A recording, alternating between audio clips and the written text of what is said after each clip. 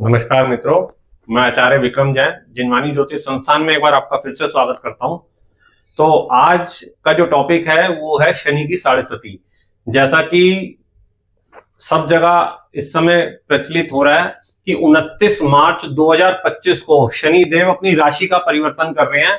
अभी जो है शनि देव जो है कुंभ राशि में है और कुंभ राशि से शनि देव जो है मीन राशि की तरफ प्रस्थान कर रहे हैं, मीन राशि में आने वाले हैं 29 मार्च 2025 को।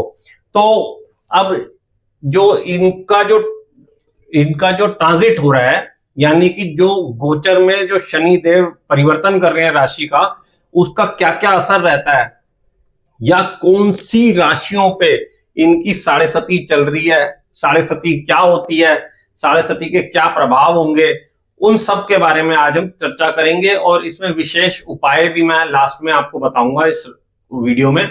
तो आशा करता हूं आप इसको ध्यानपूर्वक देखेंगे। तो सबसे पहले हम बात करते हैं कि शनि देव जो है 29 मार्च 2025 को कुंभ राशि से मीन राशि में चेंज हो रहे हैं, यानी मीन राशि में जा रहे हैं। तो मीन राशि में जाने का मतलब यह है कि अभी तक मकर राशि वालों की जो है शनि की साढ़े सती चल रही थी। मकर राशि की अंतिम चरण में साढ़े सती चल रही थी। मकर राशि का मतलब ये जो मैं वीडियो बना रहा हूं या जो ये इंफॉर्मेशन मैं आपको दे रहा हूं, ये सारी चंद्र कुंडली पे आधारित है। यानी कि हमारी कुंडली में चंद्रमा जिस राशि में स्थित है, राशि की बात कर रहा हूं मैं, चंद्रमा जिस राशि में स्थित है वो जातक की वो राशि कहलाती है। और उस राशि से चंद्रमा अगर एक भाव पीछे या एक भाव आगे अगर होते हैं तो साढ़े सती कहलाती है। यानी कि साढ़े सती का मतलब 7.5 साल। नॉर्मली शनि का राशि परिवर्तन 2.5 साल में होता है, और अगर हम देखें साढ़े सती का मतलब 7.5 साल। यानी चंद्रमा जिस भी राशि में बैठा हो, उस राशि से एक राशि पहले जैसे ही शनिदेव आ जाए तो उसकी उस जातक की साढ़े सती शुरू हो जाती है। तो इसके 3 फेस होते हैं।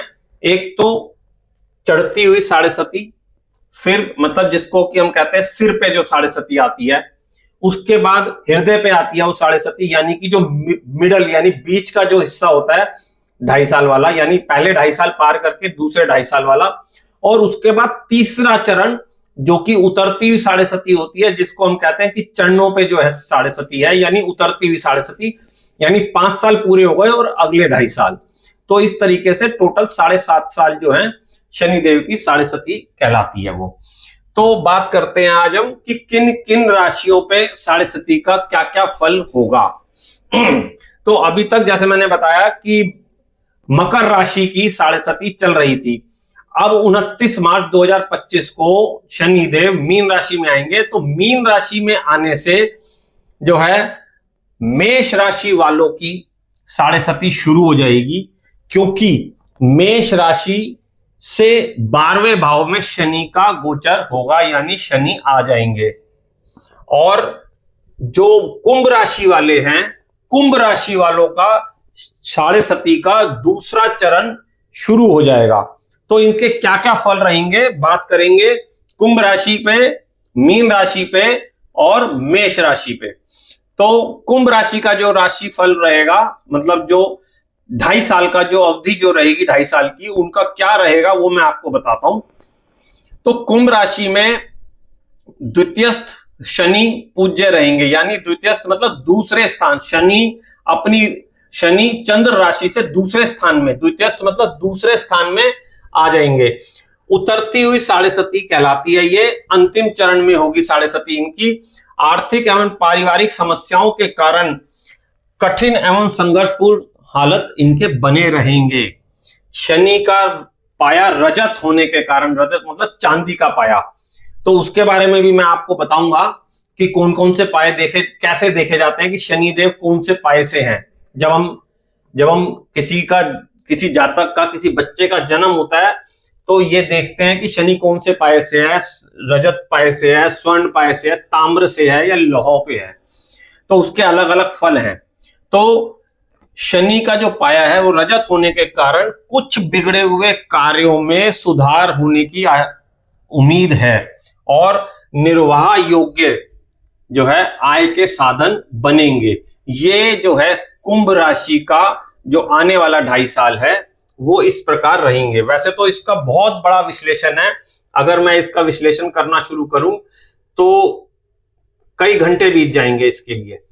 तो मीन राशि पे अगर हम आए तो मीन राशि जो है, मीन राशि में शनिदेव होंगे, आएंगे। अब चंद्रमा यही विराजमान है मीन राशि का और एग्जैक्ट चंद्रमा के ऊपर शनिदेव आ जाएंगे। तो मीन राशि में क्या होगा, ये चंद्र लगन का मतलब चंद्र लगन पर शनि होंगे तथा स्वर्ण पाए से होंगे।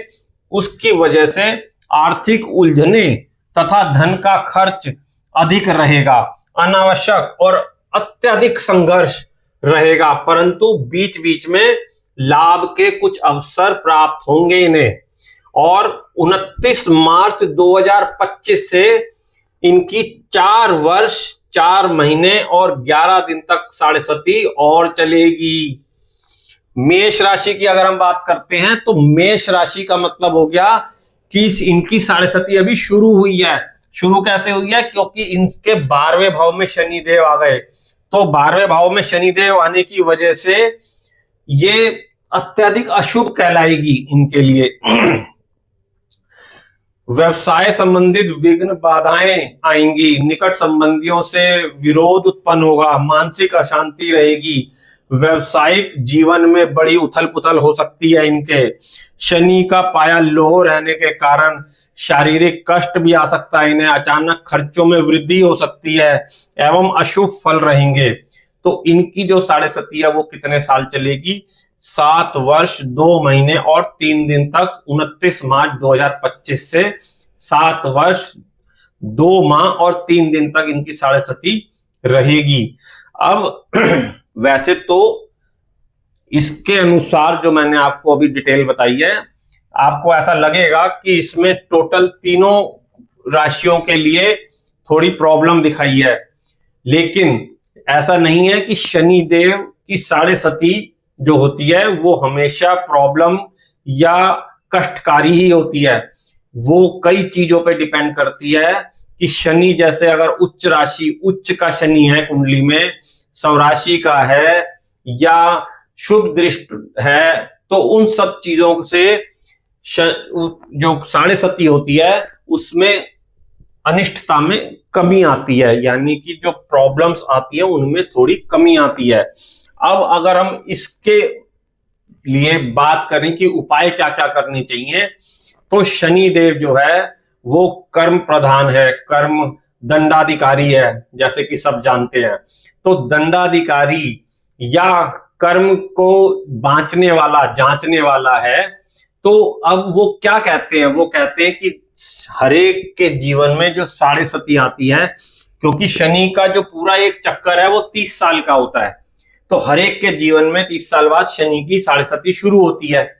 तो जब साढ़े सती आती है तो वो कहती है कि पिछले जो आपने 30 साल में जो कर्म करे हैं उसको जांचने का, परखने का, उसको इवेल्युएट करने का समय आ गया है। ये 7.5 साल वो साल है, जैसे कि पूरे साल बच्चा पढ़ाई करता है तो आखिर में एग्जाम जब देता है, एग्जाम देने के बाद टीचर उसके पेपर चेक करता है, उसको नंबर देता है, उसी तरीके से ये जो शनि देव हैं ये अपना काम करने आते हैं उस राशि में। 7.5 साल तक ये उस इंसान का व्यवहार, व्यक्तित्व, उसका सब चीजें चेक करते हैं और उसी हिसाब से उसके फल निर्धारित होते हैं।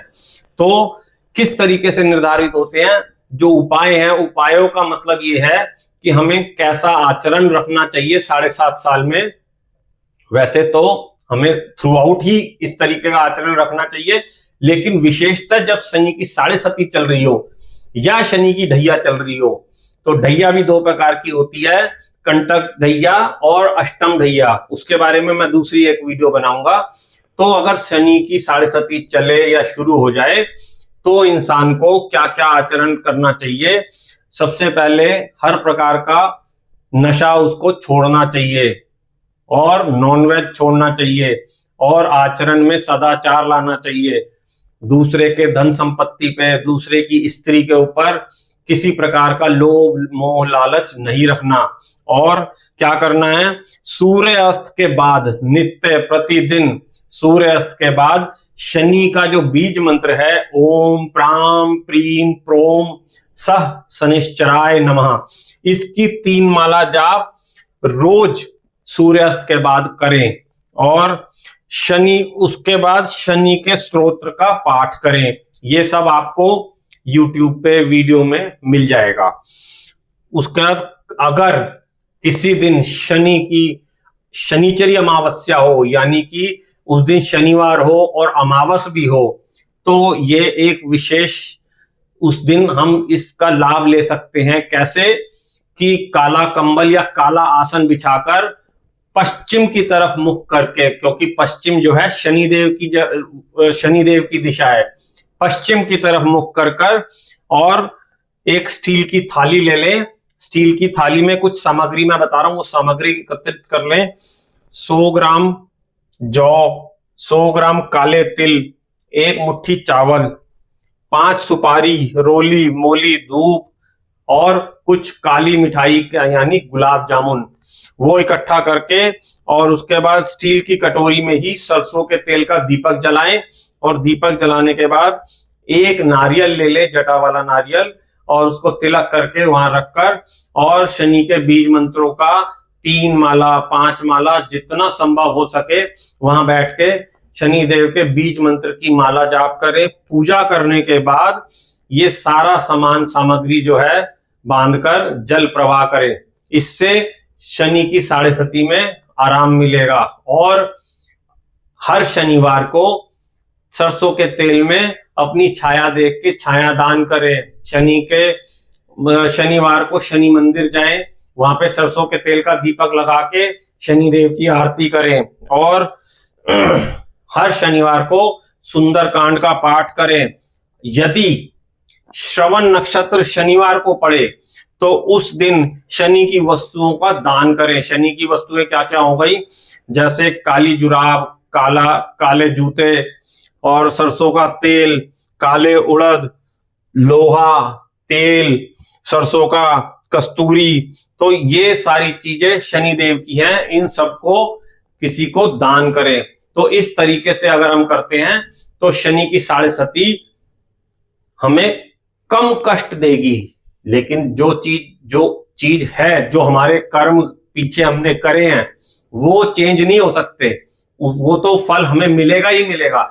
लेकिन अगर हम, जो हमारा टीचर है, जो प्रिंसिपल है, अगर वो हमें मारने आ रहा है और हम हाथ जोड़ के खड़े हो जाएं तो थोड़ा हमारे ऊपर रहम जरूर होगा। लेकिन जो हमने अगर पढ़ाई नहीं करी तो रिजल्ट तो हमें जो मिलना है वही मिलेगा।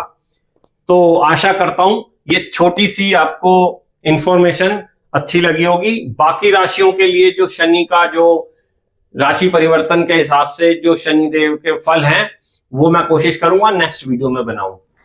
बहुत बहुत धन्यवाद।